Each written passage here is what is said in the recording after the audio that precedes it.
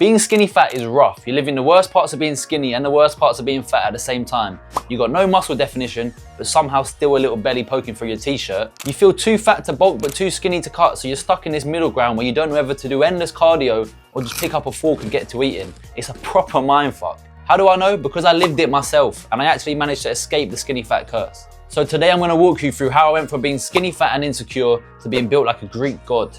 I didn't make that title for myself, by the way. People just kept saying it and it's sort of stuck. This is me in my skinny fat phase.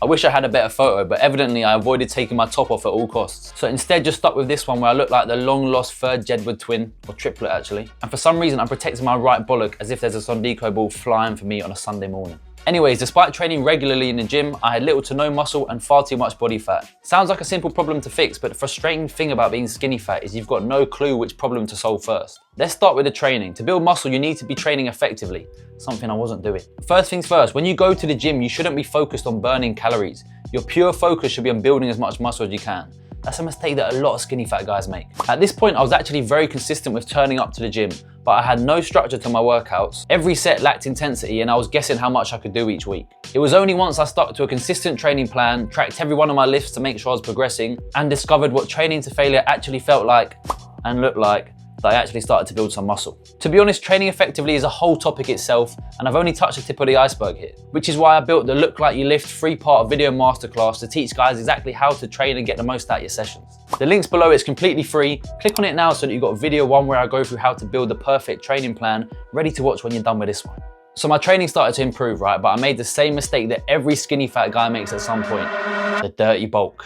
I used bulking as an excuse to just hoover up as much food as I could. Did I build some muscle doing this? Yeah, but most of the weight that I put on was just fat. I remember I'd get back from the gym, smash half a bag of honey roasted peanuts, then have a double scoop protein shake with banana, oats, peanut butter, thinking this is the fuel that I needed.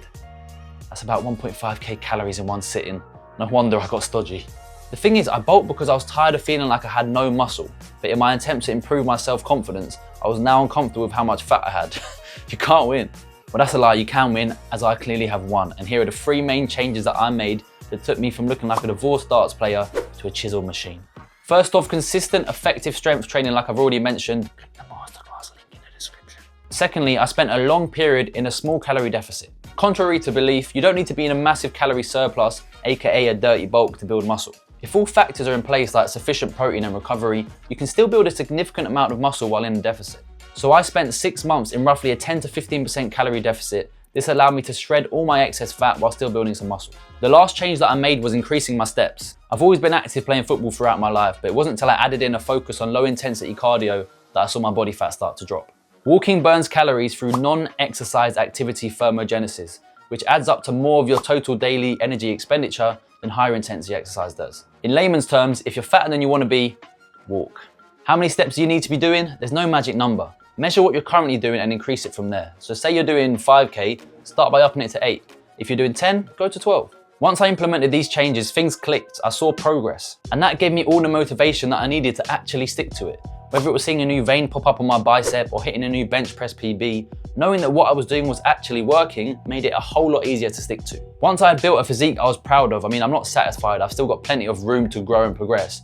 But once I'd achieved a physique that skinny fat me wouldn't be able to believe, I realized it wasn't actually about the physique transformation itself, but how my confidence has changed. I went from avoiding taking my top off at all costs to being one of those pricks who'll whack it off at any given opportunity. This journey has completely uplifted my life. I don't just look different, I stand differently, hold better eye contact, speak with more confidence, overthink less, all because I'm more comfortable in my skin. All right, let's summarize this quickly for you. Here's how to escape the skinny fat curse. Build muscle through effective strength training, eat in a small calorie deficit with high protein to drop fat while you're still building muscle, and move your body. That doesn't mean running 5Ks every day, just get out and walk. I made so many painful mistakes on my journey, but you don't have to do the same. And if you want to see the behind the scenes of my training, nutrition, how I'm going to keep progressing, make sure to follow me on Instagram. And until next time, see you in a bit.